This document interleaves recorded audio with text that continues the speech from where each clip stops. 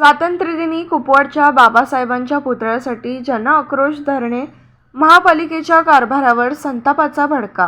एकाच भूखंडासाठी 2 ठराव, 1.5 कोटींच्या निधीवर संशय. खरंच बहुजन समाजाला स्वातंत्र्य मिळाले आहे का?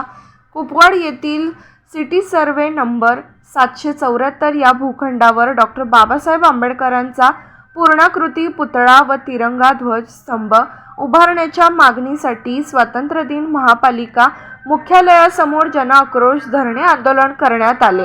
एकाच भूखंडासाठी वेगवेगळे निर्णय घेण्यात आल्याचा आरोप करत आंदोलनकर्त्यांनी महापालिका प्रशासनाच्या कारभारावर प्रश्नचिन्ह उपस्थित केले.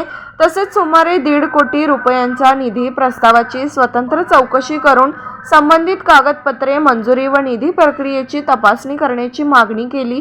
या प्रकरणाची SIT अथवा सक्षम स्वतंत्र यंत्रणेमार्फत चौकशी करून गैरप्रकार आढळल्यास संबंधितांवर कारवाई करावी, अशी मागणी आंदोलनकर्त्यांनी केली. बाबासाहेबांचा पुतळा हा केवळ पुतळा नसून संविधानिक अस्मितेचा प्रश्न असल्याचे सांगत आंदोलन सुरूच ठेवण्याचा निर्धार व्यक्त करण्यात आला.